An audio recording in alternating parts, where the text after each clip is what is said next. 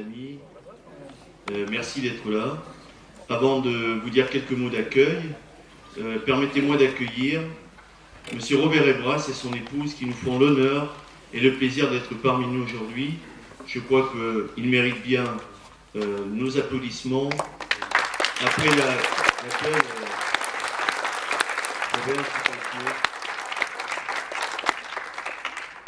il mérite bien nos applaudissements après la belle victoire qu'il vient d'obtenir devant la Cour de cassation face à cette condamnation infamante qui souillait son honneur. Donc nous sommes très heureux de l'accueillir cet après-midi. Mesdames, Messieurs, chers amis de la libre pensée, cher Jean-Paul, je suis très heureux de vous accueillir ici aux côtés de Marie-Jo Dumas-Delage, présidente de l'association Les Amis du Ciné-Bourse. C'est avec beaucoup de plaisir que nous nous retrouvons désormais chaque année à l'initiative de la libre pensée pour cet après-midi dédié au pacifisme et à la nécessaire action pour la réhabilitation des fusillés pour l'exemple de la guerre de 14-18.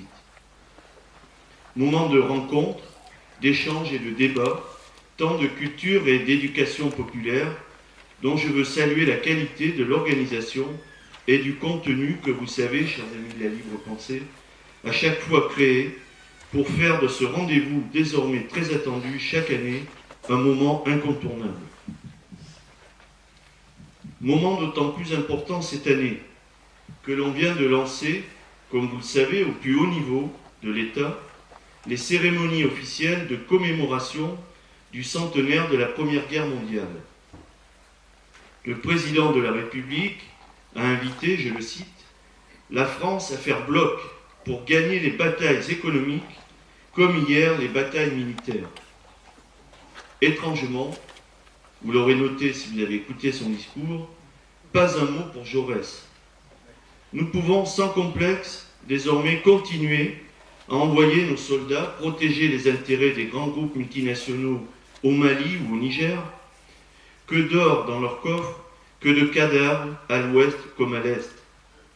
Il n'y aurait donc pas de crise pour les missions militaires, car en cette période de disette, ce sont plus de 135 millions d'euros par jour que nous coûte l'intervention au Mali. Et nous sommes en train de doubler l'effectif des troupes françaises. Comment ne pas être révolté devant tant d'injustices et de gâchis humains et financiers que nous allons tous devoir encore une fois payer? Ces paroles que je viens d'exprimer ne vous surprendront sans doute pas, car ici, dans cette bourse du travail, si emblématique de l'histoire sociale et politique de notre ville, renoncement et capitulation devant l'injustice et l'exploitation n'ont jamais fait partie du vocabulaire. Ici, ce sont plutôt les mots de justice sociale, solidarité, émancipation populaire qui nous intéressent. Et nous ne partons pas de rien.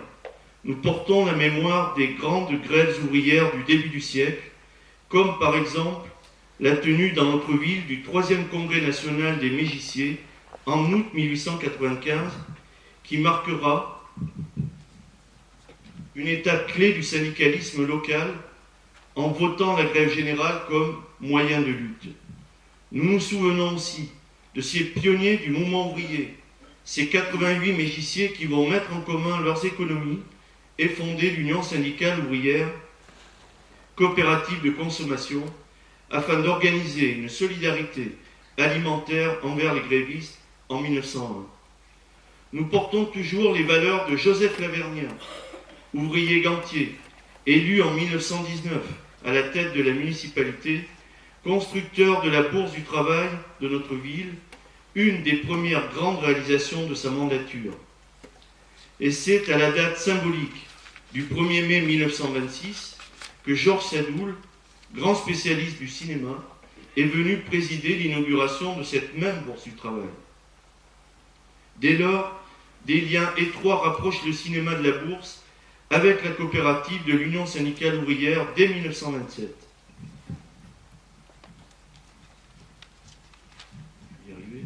La grande salle de la bourse dans laquelle nous nous trouvons était à la fois à l'usage libre des syndicats et à l'usage des œuvres d'éducation, soit par conférence, soit par démonstration, avec conférence, avec projection cinématographique ou séance de téléphonie sans fil ou théâtrale, nous disent les textes des archives.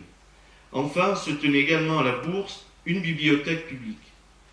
Vous le voyez, chers amis de la libre pensée, cette belle initiative d'éducation populaire qui se tient aujourd'hui, à votre initiative, se situe bien dans la continuité de l'histoire de ce lieu. Ensemble, nous allons donc voir le film Les Fragments d'Antonin, un film particulier, riche d'enseignements, qui a du mal, vous le verrez un peu au départ, mais auquel il faut du temps pour se trouver et qui, à force de patience, d'intelligence et de retenue, finit par nous atteindre. Un film qui évite les clichés et privilégie les blessures enfouies de l'âme. Je vous souhaite à toutes et à tous une belle séance et un bon débat.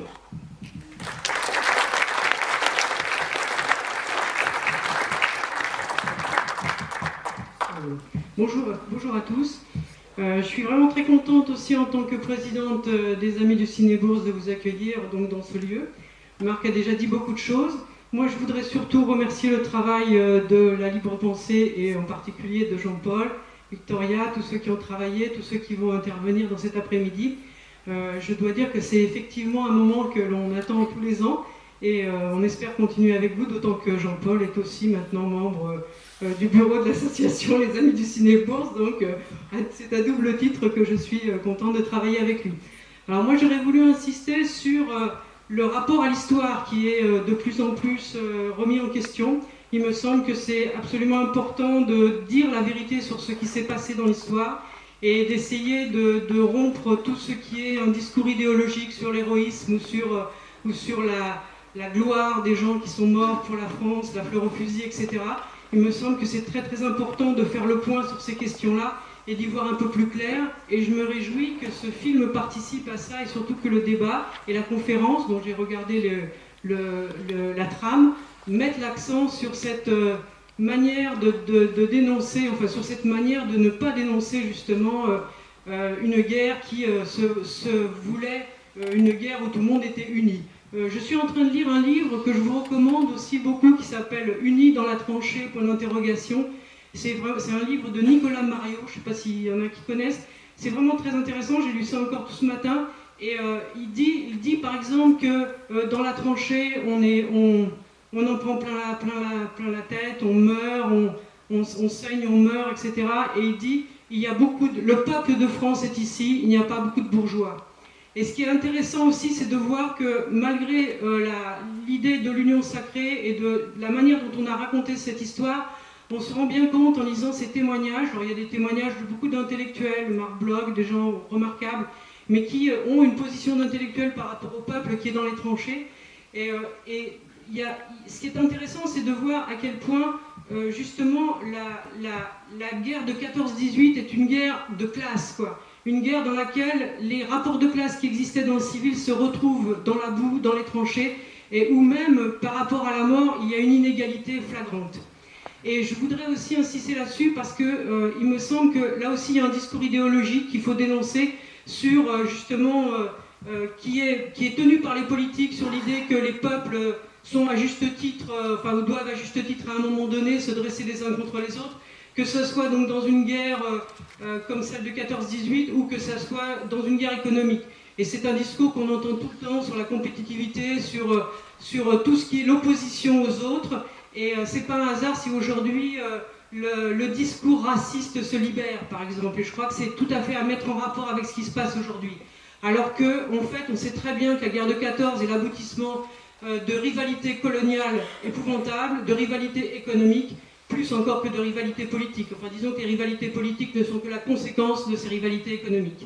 Et puis le troisième point sur lequel je voudrais insister, c'est aussi par rapport à une lecture aussi de l'histoire. Je suis désolée, je suis un peu long, mais en fait, j'ai réfléchi à tout ça ce matin quand Jean-Paul m'a dit de prendre un peu la parole, et sur le rapport qu'on peut faire aujourd'hui entre la réalité historique et de la guerre de 14 et ce qui se passe aujourd'hui.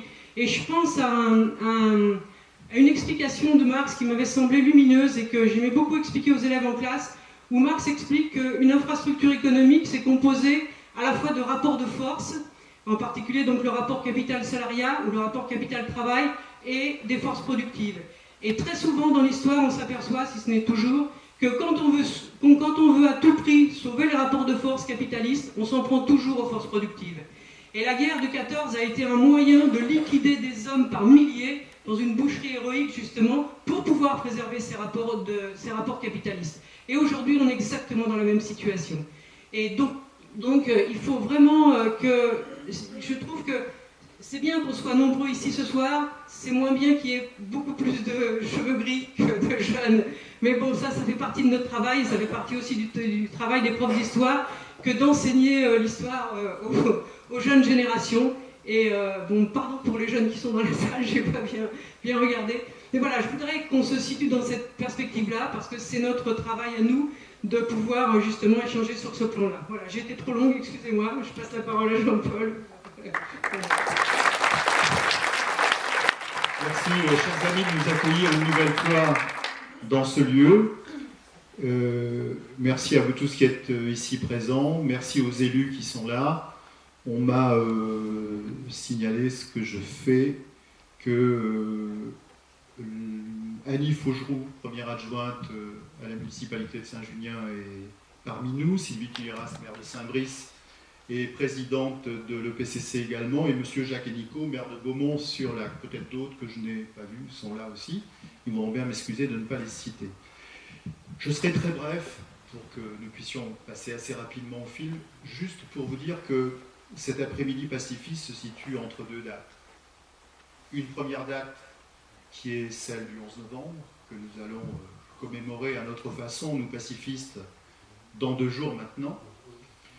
Il se tiendra en France, outre les commémorations officielles pratiquées par les municipalités, une centaine de rassemblements pacifistes où l'horreur de la guerre et l'opposition à la guerre seront ce qui se manifestera le plus, je suppose. Et puis la deuxième date qui encadre cet après-midi est celle de jeudi dernier où le président de la République est intervenu pour ouvrir les commémorations officielles. Monsieur Hollande a dit beaucoup de choses. Mais par contre, il n'a pas dit et il n'a pas prononcé les mots réhabilitation collective que des milliers et des milliers de Français attendaient, d'associations. Il est paru, je crois que c'est jeudi, dans le journal L'Humanité, un sondage de l'IFOP sur la question des Français et de la réhabilitation collective des fusillés pour l'exemple. Il se trouve que toute famille politique confondue, c'est à 75% de ce sondage établi que les Français sont pour une réhabilitation collective. Mais M. Hollande n'a pas prononcé ces mots. Il avait, quand il était président du Conseil général de Corrèze, fait voter un vœu par son Conseil général, exigeant pourtant la réhabilitation collective des fusillés pour l'exemple. C'est une déception, mais en même temps, cela ne nous empêchera pas de continuer, nous tous, démocrates, citoyens, pacifistes, internationalistes, pour obtenir ce qui ne serait que justice aujourd'hui. Parce que nous ne pouvons pas accepter ce qui a été dit jeudi dans le discours du président de la République, que les fusillés pour l'exemple auraient un carré au musée des Invalides, au musée des Armées.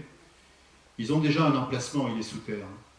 Et donc de ce point de vue-là, c'est pas de ça qu'ils ont besoin. Ils ont besoin de justice, de réhabilitation, et nous nous battrons jusqu'au bout là-dessus.